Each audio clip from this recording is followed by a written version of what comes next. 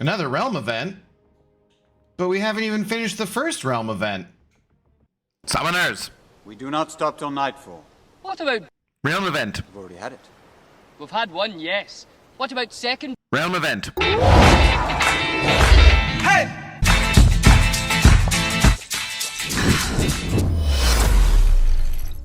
What's up, gang? Today we're going to be talking about the second ever Realm event in Marvel Contest of Champions. This time it's going to be a Battlegrounds Blitz instead of the Crystal Cleansing event.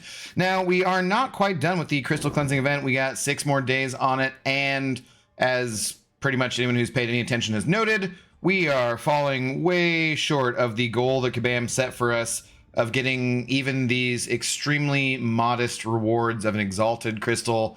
The profile picture, there's some dust, I really hope that they go ahead and just give us these rewards because they're not game changing anyways. So since it was their first try at it, just go ahead and give them to us, please, even if we don't get there. I think that makes more sense and would breed goodwill in the community and so forth. But today we are talking about this other event, the Jax Battlegrounds Blitz event. And this one is going to be doing Battlegrounds, which, you know, I love to play anyways, but not everyone does love to play. However, it is very important that you play Battlegrounds this season and you do it every couple of days at least, because not only do we have all of these rewards, which would normally be in the solo milestones for Battlegrounds. Actually, they wouldn't normally have everything you see here. This is some extra stuff. So we're getting more trophy tokens, getting more elder marks and good stuff there in these earlier milestones, which are still pretty far away. So as of the time of this, Battlegrounds been around for like 4 hours right now, and we're up to 9 million points. But if we go at a steady rate, hopefully this one we can get to.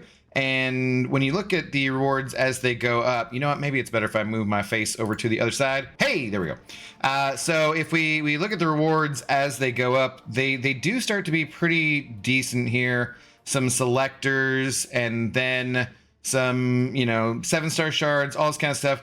This stuff I normally get for my placement in the solo rewards, but I do spend a lot of units on it. So I think this is all fine. You get a 7-star crystal, or no, sorry, you get 7-star sig stones there, which is cool. You definitely get about as much as you would get anyways, I think.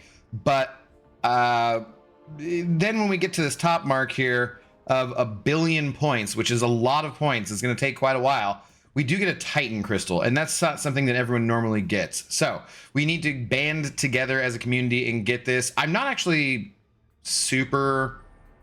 Like, this is not my favorite way to do this. I like getting the solo milestones that I get because you get them right away and you don't have to wait on other people to get them, right? You don't have to depend on other people to get them. But I do think this should be a goal that we can hit, and they just add in more stuff, Titan shards and trophy tokens as we go up, just in case we get up to like 1.5 billion stuff. We do still have ranked rewards here, and from like last season, I was 60th, I think I was. So this would actually be a lot more for these ranked rewards than what the rewards are normally. I think they're only like 4K Titan shards is what we got.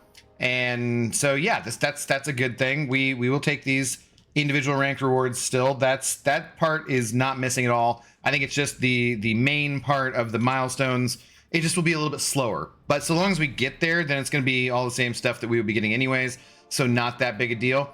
Now, to do this, you're going to need to put up 5,000 points as your minimum contribution. And how we get points is by winning matches, right? And you can win matches either using Elder Marks or energy. You get more for using Elder Marks, and you get more for winning the matches, obviously, than just completing the matches.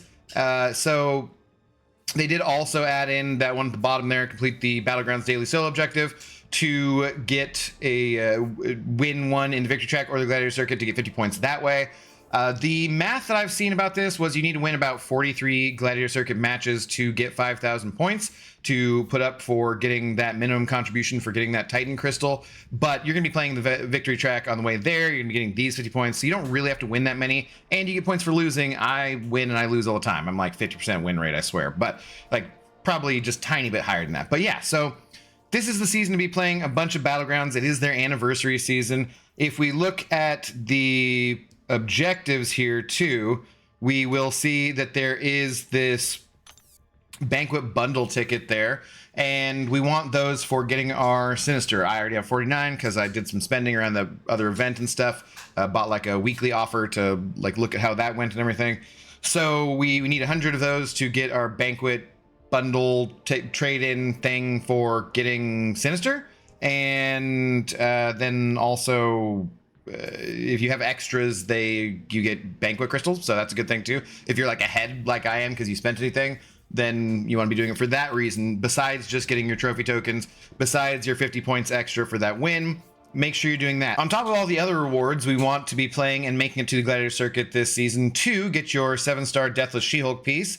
The Baseless Accusation Deathless She-Hulk piece will be obtainable that way as well. There will also be a special emote here. This will be for beating a Kabam employee. Now, I think this is going to be pretty rare because as far as I know, I don't know.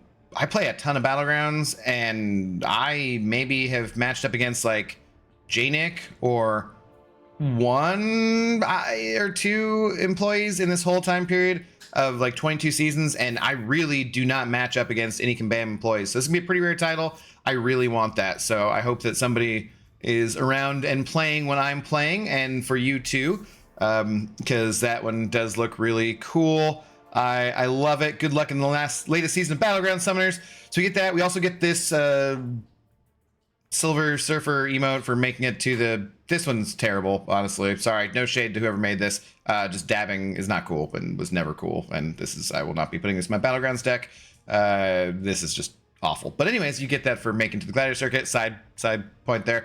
If you want to see all these ranked rewards broken down in this profile like this, I will put that link in the description so you guys can go to the forum post. This basically just breaks everything down, tells you what you need to do, all the information that I'm giving you here, and then it also gives you the nodes for the season 22 as well as the upcoming season 23. And so that'll just give you all the information you need there. But as far as the nodes go for the victory track, they are going to be the rich get richer. We voted on this one as a community, I think either on the website or on the forum, or I don't remember how the vote was done. That was not the Instagram one, but we voted on this one. Rich get richer just means that either champion in the fight, if it's either the attacker or the defender, who has more unique buffs, they will also get a power gain. And that's pretty cool because there's a lot of champions where you can just start out by dexing and you get power gain right away. You got the whole cosmic class getting tons of unique buffs, champions like Hulkling. You got champions who can benefit from that power gain by not really doing anything, just by blocking, like say Spot or something like that. I saw Nick136 talking about that in his video. Shout out to Nick if you want to know some champions. He breaks down each class who he thinks will be really good for those for this meta and everything. So yeah, basically you just want to have champions who have a lot of buffs or champions who counter having a lot of buffs, and you should be pretty fine in the victory track here. Then as far as the Gladiator circuit goes, we're going to have the crit me with your best shot meta, which means that your champions cannot do any damage unless it is from a critical attack. That also means that you will have no dot damage, no damage over time effects, period. There'll be no red numbers will not be happening. So it's just straight up base attack, and then you can intercept to get a guaranteed precision passive to guarantee your crits, and that's going to be how the fight's going to go. You're going to, I'm sure, have lots of instances of the AI not acting friendly, not giving you an opportunity to intercept or getting intercepted yourself as you're trying to do it. It's going to be a frustrating mess. It should be fun. Come by and watch me. I'm sure I'll be raging a bunch because I'll be playing too aggressive. That's one thing you want to do, obviously, when you're trying to intercept, is you want to be not too aggressive. And after I've had a few drinks, and I'm going to get carried away and probably go for that. But you want champions who do big base, you want champions who do big crit damage. Their crit rate isn't going to be that important because champions like Corvus or Crit Monkey who have guaranteed crits, they might be okay for 1 or 2 matchups, but in general, every champion's going to have guaranteed crits. And so you want champions who have big crit damage rather than a good crit rate. Some champions, you might be able to pull off things like where I did one matchup in testing where with Luke Cage, because he's awakened, he could tank the destroyers. Destroyers can be really nasty on defense because you can't intercept him because he goes unstoppable. So intercepting him with Luke Cage and then I didn't get damaged because of that. But then after that, I just didn't even try to bother intercepting again. Once I got to my special 2 and the concussion, I just went with Luke's natural crit rate and was able to shut him down and win that matchup. Anyways, like a 50k score or something like that. But not many champions are gonna be able to do that. Titania, right? But otherwise, like the destroyer rather is going to be a very good defender. There are champions you're going to run into like Massacre. If you don't have a massacre of your own in your deck, you're going to want to ban that guy, because basically with the 1 intercept and then him hitting into block, he will destroy anything super quickly. Yeah, there's lots of different matchups that are going to be really just a mess. Snurpant is going to be annoying in both metas. I think there are some standard defenders who are just going to be a total mess. And you might watch out for people running recoils. I don't think everyone's going to run recoils, especially at the top level. I don't think it's worth it. You're going to give away too much of your health. I tested it out. I did not like it at all. But I do think some people will be running recoils. So if you see that Elsa in their deck, you watch out. Make sure you have a mutant drafted for them, because they might be running recoils and you'd be dead right off the bat. So that's basically it. I think it's going to be pretty fun. I really still wish that Kabam was doing 2 metas per season, and I hope they do go back to that. I understand that takes more time with testing and development for them, and maybe they're spending those resources on doing other stuff for like the 10-year anniversary. But I really would like them to go back to doing 2, because it's just kind of boring to have 1 for the whole month, especially for someone like me who's going to go through the victory track pretty quickly and then be in the Gladiator circuit the whole time. And then we've already had a week of testing this kind of stuff for the friendly season, which I do love the off season. That was a great addition by Kabam.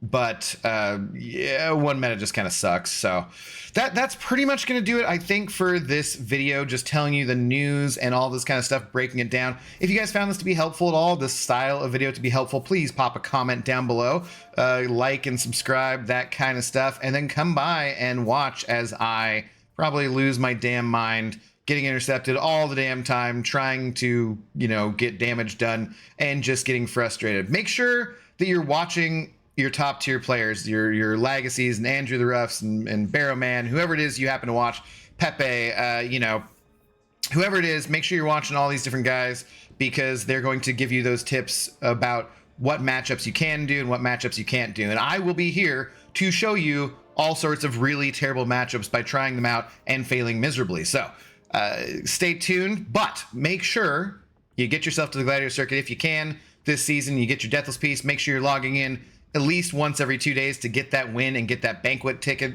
and have a great time. And yeah, hopefully we can all band together and get us those top milestones, because who doesn't want a Titan Crystal? Let's go.